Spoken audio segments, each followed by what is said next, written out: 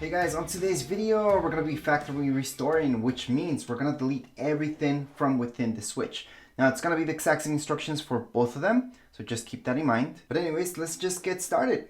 You're going to go right down until you see right here, system settings. Just go right into your system settings. From system settings, you want to go all the way down, and then you're going to see system. From here, again, we're going to go down. We're going to see formatting options. Just go into formatting options. Again, go all the way down. You're going to see initialize console. That actually will wipe everything clean from your console. That means all your games, your data, everything within here, your account included, will be wiped clean. Does that mean if you're getting a brand new Nintendo, you can't use the same account there? Yes, you can. You're not deleting the account itself. You're just deleting the account from here, from this switch. So the new user can just put in his own stuff in here. So just keep in mind that if you are selling this, just take out your micro SD card if you have one inserted already. But anyways, let's just get started. We're gonna tap on this option. We're gonna scroll down and we're gonna go next. Next, and here we go. So it's gonna hook up to our internet and then we can go ahead and delete everything. So right now, as you guys can see, it says initialize. We're just gonna do that. And there we go. Make sure as you're doing this, do not power off your Nintendo, or if it's running out of battery, make sure it doesn't. So maybe plug it into some electricity if it's low. Maybe the battery, it's 100%, but it's not doing as it did when it was brand new.